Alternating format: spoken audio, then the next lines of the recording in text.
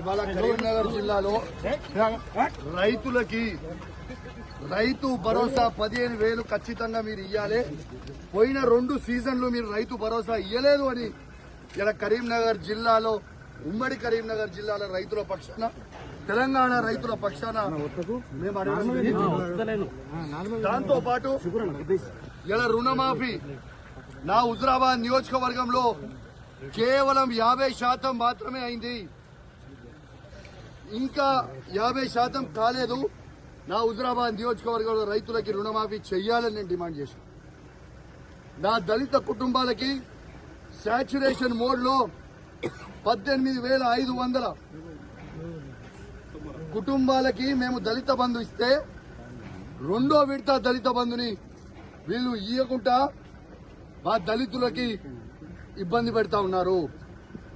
ఇలా ఖచ్చితంగా దళిత బంధు విడుదల చేయమని చెప్తే ఇవ్వడుగుతే 3 మంత్రులు ఎమ్మెల్యేలు అందరూ కూడా మందబలం ఉంది కదా, అధికార బలం ఉంది కదా అని వచ్చి బెదిరించే ప్రయత్నం చేస్తా ఉన్నారు. మీరు బెదిరిస్తే భయపడేటోడు ఎవడు లేడీడా. ఖచ్చితంగా కేసీఆర్ గారి పక్షాన మేము నిలబడతాం. కేసీఆర్ గారు ఏ విధంగా అయితే రైతులకి 1,00,000 కోట్లు ఇచ్చిండో మేము రైతుల పక్షాన నిలబడతామని మాటించాం. అదే విధంగా మేము మాటిచ్చినట్టు నిలబడతా ఉన్నాం. ఎందుకు ఈ దౌర్జన్యం అని అడుగుతా ఉన్నాను.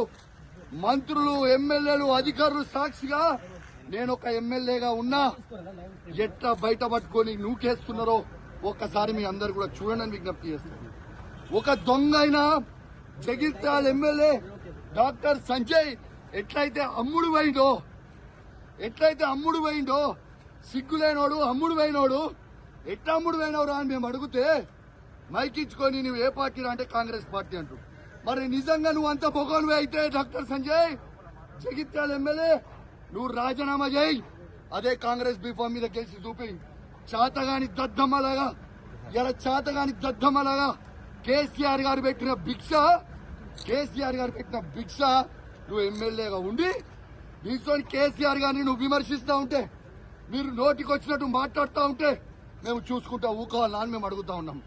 ఖచ్చితంగా నిలదీస్తాం, అడుగడుగున అడ్డుకుంటాం. ఖచ్చితంగా ఇచ్చిపెట్టే ప్రసక్తే లేదు. వాళ్ళు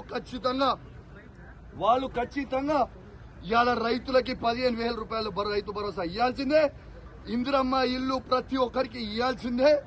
ఇలా వాళ్ళు ఇచ్చిన 6 గ్యారెంటీలు ఇవ్వాల్సిందే. వాళ్ళు భయపెట్టించి దౌర్జన్యాలు చేస్తే భయపడే ప్రసక్తే లేదు.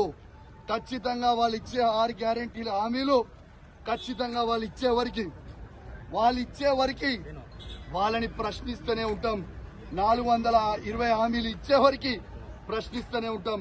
మీరు కేసులు పెట్టి మమ్మల్ని ఇబ్బంది పెట్టి భయపట్టియాలనుకుంటే మీతోని కాదు, మీ తాత జేజమ్మతో కూడా కాదని చెప్పి అధికారులకు కూడా చెప్తా ఉన్నాను, హెచ్చరిస్తా ఉన్నాను. తస్మాత్ జాగ్రత్తగా ఉండుర్రి. మీరు ఇష్టం వచ్చినట్టు మీరు చేస్తా ఉన్నారు. 3 ఏళ్ల తర్వాత మళ్ళా కేసీఆర్ గారు ముఖ్యమంత్రి కాక తప్పదు. ఎవరు కూడా ఇలా ఎక్స్ట్రా చేస్తున్న అధికారులని ఎవరిని కూడా ఇచ్చిపెట్టాం. అది కూడా గుర్తుపెట్టుకోండి అని చెప్తా ఉన్నాం. ఇవాళ మేము కొట్లాడేది ప్రజల పక్షాన. ఇవాళ పోలీసు వాళ్ళని కూడా అడుగుతా ఉన్నాను, మీకు కేసీఆర్ ఏం తక్కువ చేసిండమ్మా? మీకు అద్భుతమైన ఫార్చునర్ ఇచ్చిండు, అద్భుతమైన ఇన్నోవాలు ఇచ్చిండు, 5 స్టార్ పోలీస్ స్టేషన్లు చేసిండు, మీ జీతాలు పెంచిండు. ఇవన్నీ మర్చిపోయిరా?